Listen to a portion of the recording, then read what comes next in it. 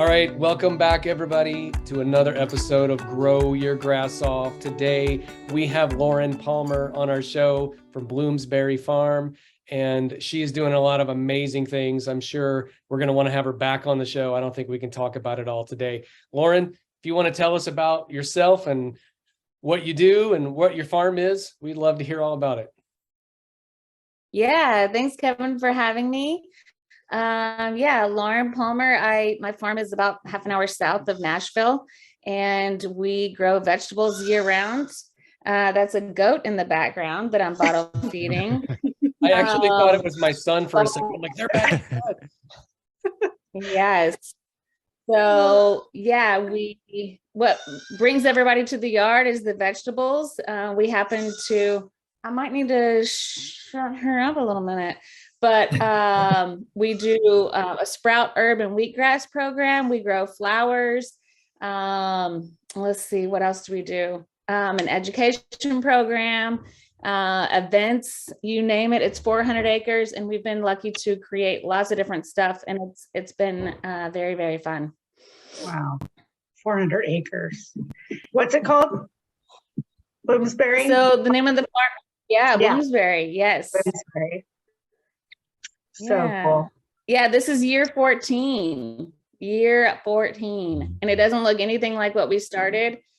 Simply, my dad and I put some seeds in the ground, and a friend forced me to go to the farmer's market, and I started knocking on doors with chefs, but I fell in love with it and connecting like where the food was coming from and talking to people about growing stuff that their grandma used to grow and just putting some interesting things in front of people.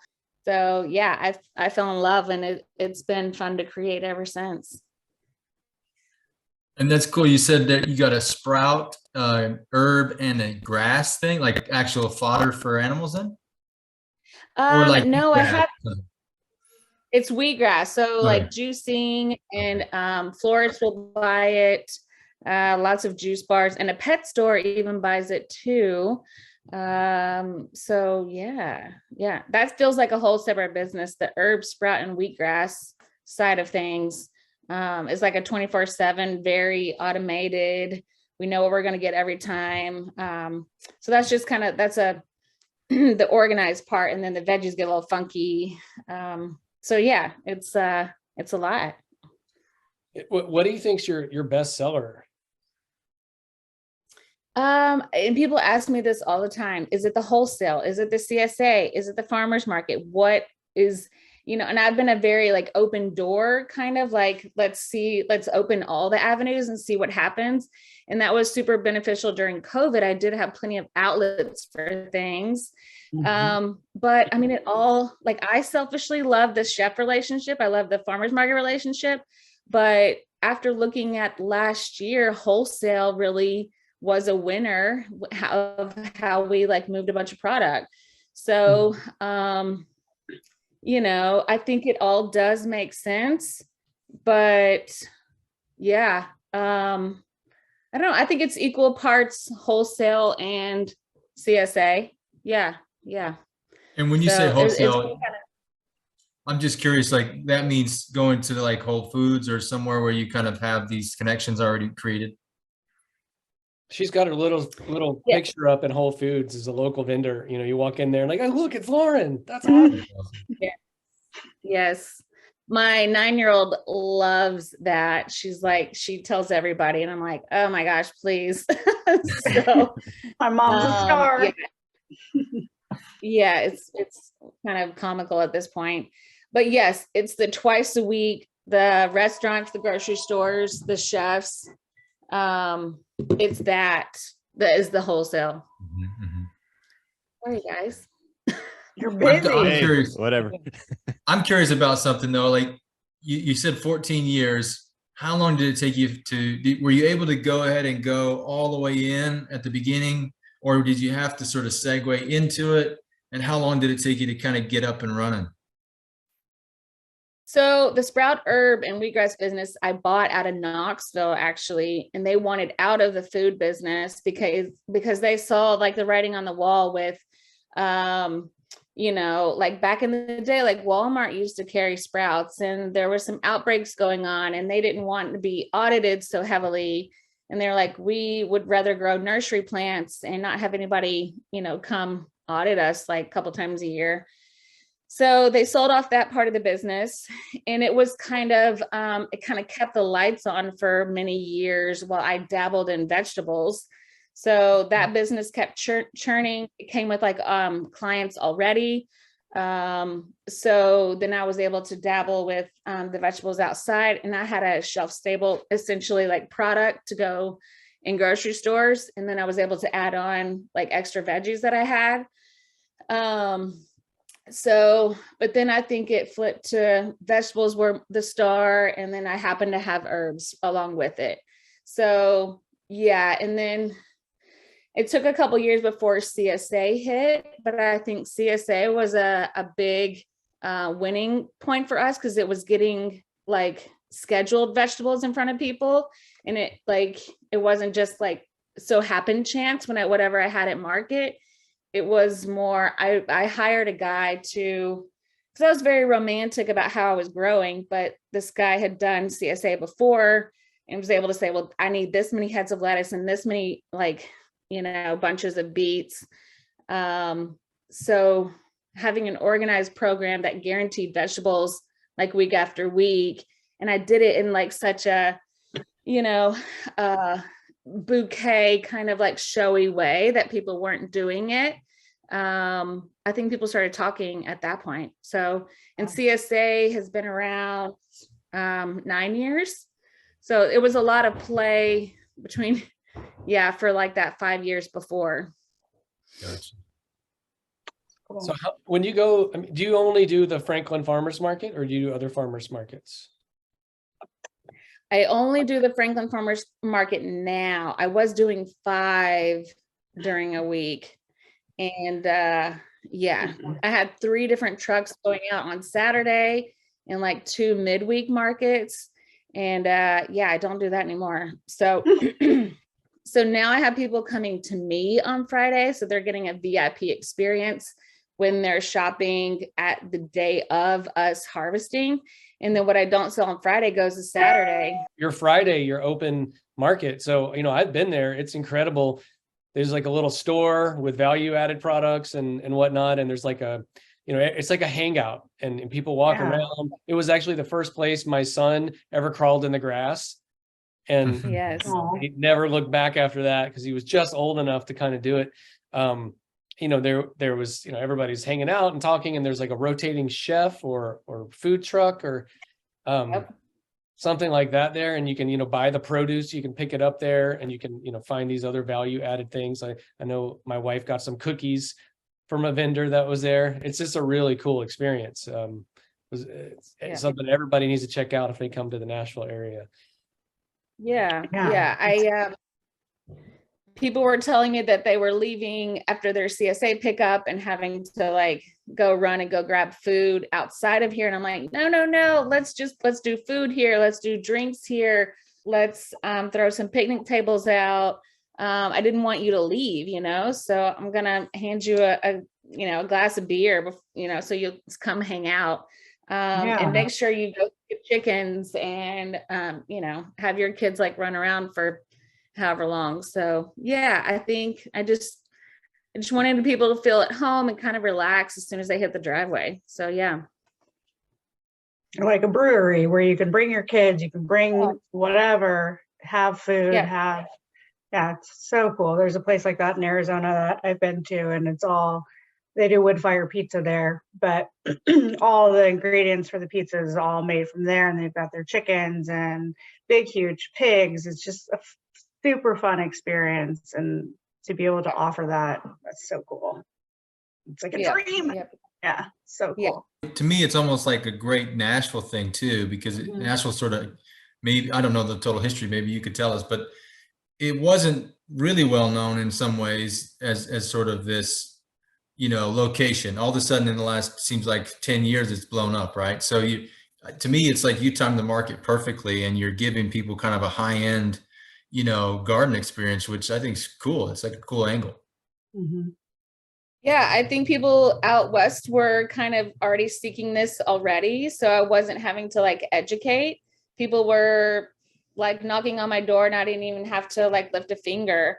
Um, the the desire to, you know, want local food and want the best tasting, freshest stuff, people came with that knowledge and seeking me out already. So yeah, it was definitely a good timing, and we had some systems in place to be able to offer that. So yeah, it was pretty smooth. And you also have like a farm school? We do. We had done camp a couple of summers before, and then COVID happened, and I'm like, I'm not turning back. Like, this outdoor education and doing it alternatively was also something people were just begging for, and it made perfect sense for us to offer that here at the farm. I'm like, it's the best thing ever. I've got two young girls, and all of us kind of here are in the same mindset, I think. But the getting back to the basics, we were talking about the other day. It's like Kevin was saying, you know, he didn't pick fruit off the tree until he was 20 something, you know. So my girls love it. Like, we don't have a ton of food growing yet, but we lived in various places where they know the flowers and they'll just go find them, and it's like this really rewarding experience for them to have that connection right away. And I had it in some ways growing up, but you know, it's just like, it seems like such a fundamental thing, you know where your food comes from, have that connection, and let's start them off early, you know? Yeah. I mean, we're eating different, we're educating different. I think that's just I think you're right. Just getting back to the basics. Are you from Middle Tennessee? I am born and raised. Mom and dad both went to MTSU, the college in my county. Dad was a landscaper at the hospital, so has a green thumb. He grows orchids on the side, which is super nerdy. And my mom's in hospital administration, and definitely like a boss. And I would go to her when the chefs would talk bad to me. So I got the green thumb dad and then the kick-ass mom. So yeah, I kind of created this farm monster over here. It's a good thing. Yeah. How many areas of vegetable production do you have? I mean, how many acres do you have under cultivation? There's 15 acres under cultivation. It's kind of crazy, but there's 12 hoop houses. My largest hoop houses are like 200-foot long. So yeah, like we've actually split them up because it's so daunting to harvest a row. We've put a little strip in the middle, like, okay, break point, and then go to the back. So yeah, it's kind of funny. We planted some blueberries a couple years ago. There's about 100 blueberry bushes. My dad likes the fruit trees. We put some pears in the back too. You know, it's like, I say yes to so much, and you know, about half of it sticks, but it's been tons of fun. So I mean, I'm curious about, just as a grower, you know, your practices. I mean, so growing in Tennessee can be challenging in a lot of ways. So what do you do about weeds? Do you till? Like, I mean, if you just walk us through, like, okay, this is how you prep a bed and how you turn over a bed. Like, I'm curious about the details of things like that. Yes. So we get semi truckloads from St. Louis. Our compost, has to be certified organic and stuff. But we're going to dabble in like us not having to do that. So I'm talking to a coffee roaster. We've also used spent like beer grain to kind of offset some of the compost costs, because we just simply can't make enough. But we do a lot of like top dressing. We don't till in the hoop houses, but we're tilling outside. Let's see, we've used compost teas in the past. Lots of chicken manure that goes in fish emulsion for the strawberries in particular. Yeah. So, but we're out there hand weeding a ton. We do have a little cultivating tractor that we use for some stuff too. That's super generic. If you wanted more stuff, I'd have to send you to Danny or Robert to get you some more of the nitty gritty. But yes, we've got a couple wells on the farm, 3 to be exact, that we are irrigating with. We've tried some dry farming in the past too, but I can't just leave it so much to chance. What's your favorite part, do you think? It's the people, because I'm like a glutton for punishment when it comes to to connecting with the people that are getting the food. So I really make sure that I connect with the families. That feels good to know where my food is going. Not only where they know where it's coming from, but for me to know what the end result is too. Yeah, what they're eating, where it's come from. Yeah, that's cool. That's rewarding, right? Yeah. Well, I have a feel like social work background. There you go. it seems like a strength that you've got for sure in terms of you're bridging a lot of things where you create spaces for people to, you know, be a part of something, you know. And I think we've all been to farmers markets and stuff, and it can get kind of, you know, over the top with just buying and everything, and there's not so much about people, you know. And to invite people to your farm, and I actually have family in Tennessee, so I kind of know the general feel and kind of how neighbors take care of each other and stuff. But, you know, I still think that there's a lot of people out there, like you've noticed, maybe like they want to contribute to something that's meaningful. And that's kind of what we do too, right? Helping people grow food. It's really kind of to me, a bedrock of community, you know, is just people really taking care of each other. And I'm sure there's people who meet, you know, when they're at your place, right? And that's just building more and more into the fabric, you know? Yep. Yeah. Yeah. There's been staffers that have gotten married that have worked from the farm and have their own farm, and people that have gotten married here, had babies, send their kids to camp, by the CSA. It does all feel very cyclical. And for me to be a part of that in some aspect is just like mind blowing. It's super cool. Yeah. What do you think the biggest challenge in running this, you know, complex operation? The biggest challenge, I've definitely gone through some management that hasn't gelled, but I have an amazing team right now. I think, so I feel like a couple years ago, I put my eggs in a basket when this, shiny farmer came in and said we were going to change everything, and it was just going to be, amazing.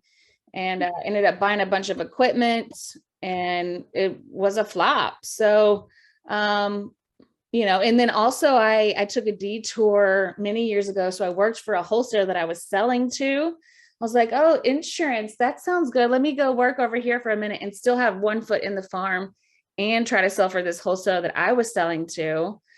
Long story. So, I mean, it's like just figuring it out. And I know what I'm, 14 years later, I'm like, okay, I got this. My place is, connecting. It's like knowing what the customers are wanting. So, it's, I think finding the good team and like being like strong about what makes you you. Yeah.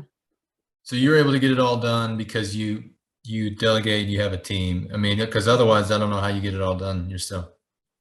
Yeah, no, I got a full-time driver, office manager. I never thought I would have like, essentially like an HR team, and, so it's kind of crazy. Have you seen the demand increase for locally grown organic produce over the last 14 years? Definitely. And, like I said, the people are knowledgeable now. They're like asking for hawker-eyed turnips and asking for the golden beets. They know what they want. So the demand is not going away, and they're educating their kids to eat this way. So yeah, it's only getting only getting bigger and better. I've been to the market in the middle of the winter before, and Bloomsbury, they show up every time as far as I know. Like I've never not seen y'all there. One time last year we went to the market. Actually, I went by myself. My son was just born, so I went, and it was like 18 degrees or something like that in the morning. And the vegetables, because you grow them under tunnels, right, or in greenhouses, Yeah. so they're good to pick. But then just putting them out on the table, they froze. Yeah. Crispy, and there was like nobody there, so I got like a couple of bunches of frozen kale and went home and cooked them. I just just respect for showing up and that kind of weather and doing this. It's amazing. Right. I mean, you just kind of cross your fingers and like, okay, I hope that makes it home. I mean, and then in the summer, the exact opposite happens. Your kale starts to look wilty, and that's just the name of the game. You win some, you lose some. Mm-hmm. So I often buy unusual things that Lauren has out on the table. Weird things that most people haven't heard of, because that's something I'm super into. What is the demand for those things? I'd like to, is it still, do you think that people like gradually over time catch on to new things? Like I'm sure, 14 years ago, they weren't asking for Hakkarai turnips. But now right. are, or like these beets don't look right, and because they're golden beets, but I'm just curious, how you perceive sort of the changes of taste and the future of that. Yeah, I always tell, like, if I have like a ton of it, I, send people home with it for free that it feel a little bit like they might put their feelers out there. So I'm like, take it home, tell me what you think, get creative. So, yeah, I think people are open to it. Some people like just want to touch it and ask questions and then keep moving. So I'm here for all of it. I do think people are a little more adventurous, especially if I'm like, yeah, I made a drink out of that, or try this in the oven. And so I think if you tell the story and send people home with a sample, I think it brings them back. So yeah. And they know to come to my table for the funky stuff. Like they're like, oh, what's Lauren got on her table that's like new and different this week? So that's why I like to keep it kind of fun and fresh. Yeah. And the chef's interested too. So I think, if I don't sell it at the market, I think I can pawn it off on a chef to get funky with it for sure. I got some American persimmons from her this year. They are the best persimmons I've ever had, including all Asian persimmon varieties I tried in California. Yes. And I know they look all gnarly, and so they probably don't sell very well, but my family sure enjoyed them. Hank, my little one, at the time he was like 6 months old or something. He would point and reach for them, and we'd put them in his little feeder because they get the seeds out, and you get this on that sweet persimmon pulp. They tasted like they had, like cinnamon and spices, like it was pie filling or something. So rich, and those are just wild, right? That's just right. Yep. Huh. We send a guy over with a ladder to go pick them out of the tree. Yeah. So. And we're gonna I'm gonna be doing a foraging class hopefully this spring there at the property. I'm looking forward to that. I talked to your planner already. I mean, it makes perfect sense. We're so happy to have you. Yeah. You're going to be like a character that people are going to be like super enthused about. So it'll be so fun. Yeah, it's an absolutely amazingly beautiful property. It looks like it. It's very cool. Well, thanks. So I'm sure I can't wait. I'm going to learn a ton too. And my dad wants to jump in. It'll be a blast. I think education this year will be, next level, because we've done like creative classes and artsy things, but the education piece will feel really good to add this year. Well, I was going to say too, Kevin's got tons of experience with doing stuff for kids, so that makes total sense for the actual school that you got there to kind of bring that in too, huh? Mm-hmm. Mm-hmm. Mm-hmm. Yeah. Full-time gig, Kevin. Family friendly. Yeah. You become a teacher there. There you are. That's cool. I may have retired keep teaching kids except for foraging classes. We'll see. Well, I think it kind of just quick point on that to me would be that when we work with clients, a lot of times that kind of is a step one, phase one kind of thing in my mind is what's there. And even as you develop properties, you might have a big piece of land, but there's going to be resources on site that you just don't know about. People don't realize the value of things, and so to me, it's like, how fun would it be to have that kind of knowledge? Like you said, to me, it's somewhat indigenous knowledge mixed with kind of the old timers, right? They kind of know already. It's just that we haven't maintained it. And so I guess that's what resonates a lot with me in terms of, what you're saying with educating the kids, because we got to pass that on, otherwise it just becomes lost really, Yeah. Yeah. I was going to ask, we didn't really cover anything about animals, what you're doing with animals there, as far as pastoral grazing or petting zoo or making products like soaps and stuff like that. My neighbor has an A2 cow and I'm so freaking jealous. I want one so bad. But I have goats out here. I think I've got like 8 goats. They're just for fun. They're just a petting zoo for sure. We've had a couple round of babies and the kids have learned, the different stages and what to look for. It's been really educational. I've got horses that I had in a past life that are just yard art. And, but at one point many years ago, I had pigs and sheep out here too, but I had a guy living here that was managing all of that. So I don't want to take that on. I would totally encourage somebody else to. I think we could totally have a Bloomsbury, side gig of some livestock, but it's not at the moment. So yeah, I do have chickens and ducks too. And they have a little spot here in the back and they're not a part of, unfortunately, any kind of like grazing rotational stuff. Because we've had such critter problems, they have netting on top, netting on the side. And yeah, we have to kind of keep them pretty safe because the property is way back off the road. We've got little quadrants, but they, tend to burrow in all the things. But yeah, so the chickens are just like a fun thing. We do sell the eggs, but yeah, the goats, petting zoo. So yeah, that's kind of and barn, cats and dogs, you got to have those. Oh yeah. So do you sell any of the products from the animals? The eggs that we do. Oh, we have bees too. Does that count? We've got a young couple that has I think like 30 hives out here, and they, provide us with the honey, and then they or like a portion of it, and then they sell the rest, and then it provides like a pollination service for us. Yeah, so the eggs are really the only byproduct that we have off the critters. But I think the school wins and the public wins and kind of like seeing some of that for sure.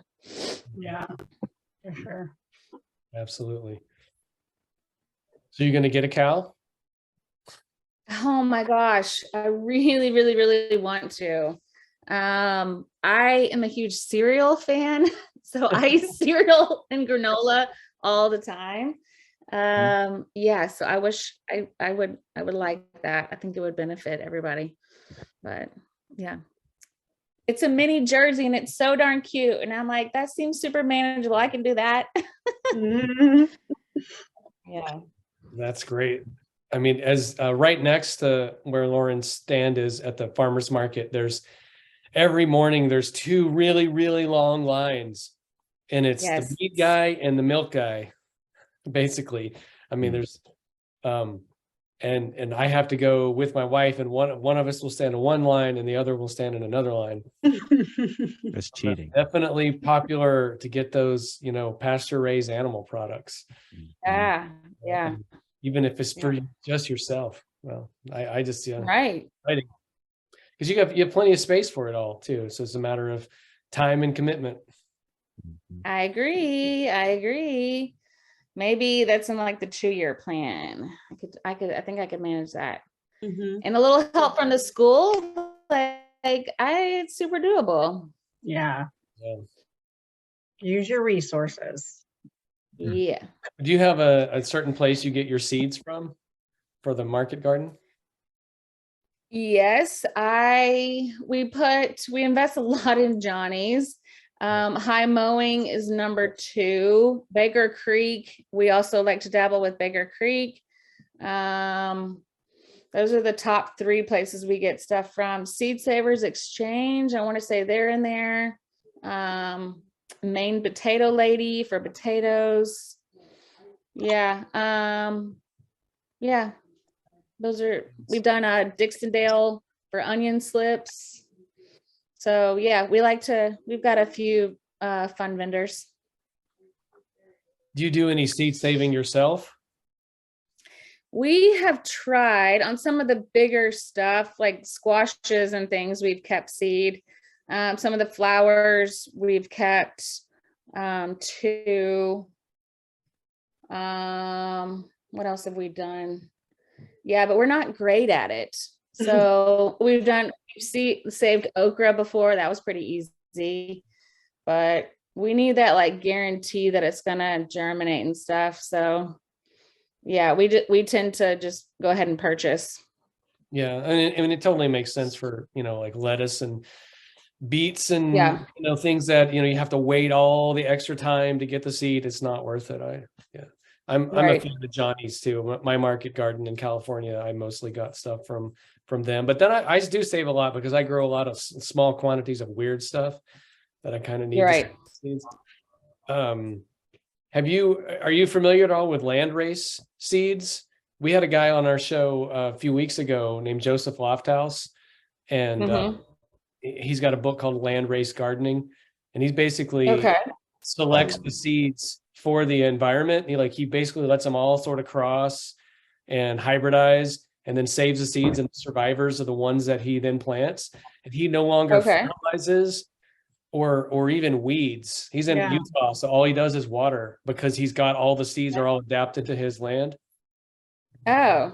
Something that I think we're all excited about here, giving a go. And I ordered a bunch of seeds that I'm going to plant, that I'm going to try to land raise. And I sort of did it a little bit, on my own, but now I'm kind of more intentionally doing it.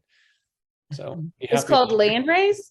Landrace, yeah. I have the book, but it's in the other room.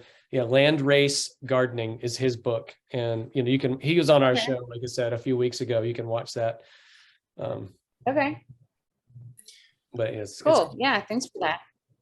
Yeah, it's kind of like there's certain plants that are, like Kevin was saying, are set up well for it. Others are harder to do, but it's still, he kind of feels like, he's kind of lazy in terms of a lazy farmer compared to others, right? So I think you could probably do both, right? You could land race and still take care of them, and then you speed things up. But his basic premise is, give me 3 years and I'll get you plants that are suited to your environment, and you can continue to add diversity. But that's sort of just, you get weird things, but you also get, awesome resilience and stuff.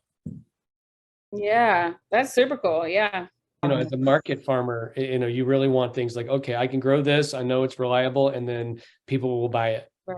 Because the worst thing is that to have all this extra stuff that you cared for, and then you have to feed it to the animals or compost it. I mean, it's not like it goes to waste ever, but it's like these were delicious beets, and I didn't sell them, and you feel like, oh, what a waste. Yeah. Yeah, we feel that. I'm curious if there's anything you would give us advice on, at least maybe some of our, subscribers and so on are interested in doing something similar. Is there any advice you'd say just to get kickstarted with some, a CSA seems like a big undertaking to just go after right away, but is there anything based on your experience, to say these are kind of some things that you would want to do, before you jump right in? I mean, grow what you like to eat. I mean, I think if you don't like rutabaga, then don't grow rutabaga. And then you're going to tell the story of, my grandmother used to make this killer salad with this. And so, yeah, I would say be passionate about whatever you're growing, whether it's flowers, herbs, veggies, whatever. So, yeah. And I do think having a story behind it, being passionate about it, and really just being open to what people are saying. Yeah, and I think you'll quickly find that people want to know you and support, all things local and growing. Yeah. I think the farmers market's a great kind of a testing ground for all of that. And whether it's a product from what you've grown or the raw thing, I think now's the time to do it for sure. Yeah, that's awesome. Does anybody else have anything? No, I want to come visit. Yes, please do. I've got a little Airbnb, so come on down. Will do. Well, if you do, you better come see me. Well, yeah. Anyway, Lauren, thank you so much for being on the show. I'm sure we could talk to you a long time. So maybe some other time. Yeah. We can have you Thanks, on. guys. Yes. Yeah, much appreciated. Yeah, likewise. Keep working. My little hashtag. My hashtag is like grow to gather. So this is totally what we're doing, and I appreciate it. Nice. Well, that's it for today, folks. That was awesome. I'm sure we'll be talking to Lauren again in the future. And if you can, go check out her farm. It's an incredible place. It literally is one of the most beautiful properties I've ever seen here in Tennessee. But until next time, grow your grass off. And Ian, tell them what to do. You know what you gotta do. You gotta like, you gotta subscribe, and you gotta that notification bell. See ya.